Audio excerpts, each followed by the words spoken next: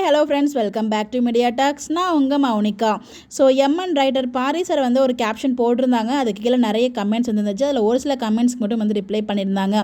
So நமக்கான கேள்விகளுமே அதில் நிறையா இருந்துச்சு. ஸோ அதுவுமே வந்து அவங்க ஷேர் பண்ணியிருந்தாங்க. என்ன சொல்லியிருக்காங்க அப்படின்றத ஃபுல்லாக அந்த வீடியோவில் பார்ப்போம். வந்து கொஷின் கேட்டிருக்காங்கன்னு சொல்ல முடியாது. ஸோ அவங்க எந்த விதத்தில் ரைட்டர் வந்து எழுதியிருக்காருங்கிற அந்த சீனை வந்து அவங்களே எக்ஸ்பிளைன் பண்ணியிருந்தாங்க ஒருத்தவங்க.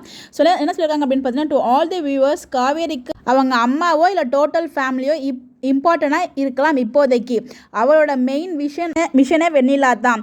அதில் அவள் ஸ்ட்ராங்கானா தான் அவளால் ஷார்ப்பாக ஒரு டிசிஷன் அவள் சைடில் இருந்து கிடைக்கும்.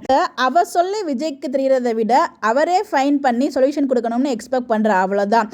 அதுக்கு கிளாரிட்டி கிடைக்கிற வரை அவள் ஃபேமிலி ரீசனாக வச்சுட்டு ப்ரிட்டன் பண்ணிக்கிறா. அவ்வளோதான். ஸோ ப்ராமிஸ்லாம் சும்மா. His hope to her is her first priority for the present situation. முக்கியம் வந்து பார்த்தீங்கன்னா வெண்ணிலாவை தான் அவங்களோட மெயின் விஷனே. ஸோ வந்து அதுக்கு விஜய் நான் எடுக்க வேண்டிய முயற்சியை அவரே எடுக்கணும், இவங்க சொல்லாமல். ஸோ அது வரைக்கும் வந்து வீட்டில் இருக்கவங்கள ஒரு காரணம் சொல்லிட்டு இருக்காங்க. அவ்வளோதான் அப்படி தான் அவங்க சொல்லியிருக்காங்க. ஸோ அதான் வந்து பாரிசருமே சொல்கிறாங்க. ஸோ ரொம்ப அழகாக கிளாரிட்டி கொடுத்துருக்கீங்க அப்படின்னு சொல்லிட்டு காவேரி அவங்க அப்பாவோட ஃபோட்டோ வச்சுக்கிட்டு இதை தான் சொல்லியிருப்பாங்க. ஒருவேளை எனக்கு கிளாரிட்டி கிடைக்காததால் அம்மாவை காரணம் சொல்லி தப்பிச்சுக்கிறேன்னு தெரியலப்பான்னு பேசுவா. நீங்கள் அதை கனெக்ட் பண்ணி எடுத்து பார்க்குறீங்க. ரொம்ப மகிழ்ச்சியாக இருக்குது அப்படிங்கிறத அவங்களுக்கு சொல்லியிருப்பாங்க, ரிப்ளை பண்ணியிருப்பாங்க. அடுத்து வந்து பார்த்தீங்கன்னா, ஐயா எனக்கு ஒரு டவுட்டு. விஜய் ஆஃபீஸில் ஒர்க் பண்ணுற அந்த கை நேம் ஐயப்பனா இல்லை அன்வரா? ரெண்டு பேருமே அங்கே ஒர்க் பண்ணுறாங்க. நம்ம இன்றைக்கி பேசுனது அன்வர் அப்படிங்கிற மாதிரி சொல்லியிருந்தாங்க. பாரியையா, இந்த காவேரி சத்தியம் பண்ணுற சீனை லாஜிக் இல்லாமல் இருக்காது. எப்படி ஒரு உண்மையான கணவன் மனைவியை வாழ்ந்துட்டு எப்படி வாய் கூசாமல் போய் சொல்கிறா? ஒருவேளை ப்ரெக்னென்ட் ஆகிட்டானா இது எவ்வளோ பெரிய அசிங்கம் அப்படிங்கிற மாதிரி ஒருத்தவங்க கேட்டிருக்காங்க.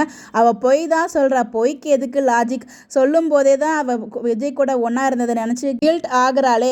அம்மாவுக்கு ஆறுதலாக பேசணும் அப்படிங்கிற ஃப்ளோவில் பொய் சொல்கிறா. சொல்லும் போதே அது தப்புன்னு அவள் உணர்ந்துக்கிறது தான் அந்த காட்சியாக தான் அதனால தான் அவங்க ஃபீல் பண்ணி அழுகுறாங்க. அவங்க பண்ணுறது தப்புங்கிறது உணர்றாங்க. அதனால தான் பின்னாடி பேக்ரவுண்டில் வந்து அவங்க நினச்சி பார்க்குறதே நமக்காக காமிச்சிருக்காங்க. அதை நம்ம ப்ரீவியஸ் வீடியோவில் நம்ம சொல்லியிருப்போம். பாரி சார் அவங்க எழுதுனதுக்குமே வந்து அவங்களோட கமெண்ட்ஸ் கீழே ஒரு சில கமெண்ட்ஸ்க்கு அவங்க வந்து ரிப்ளை கொடுத்துருந்தாங்க. அதை உங்களுக்கு இங்கே நான் ஷேர் பண்ணியிருக்கேன். ஸோ உங்களோட ஒப்பீனியனை மறக்காமல் கமெண்ட்டில் ஷேர் பண்ணுங்கள். Bye bye.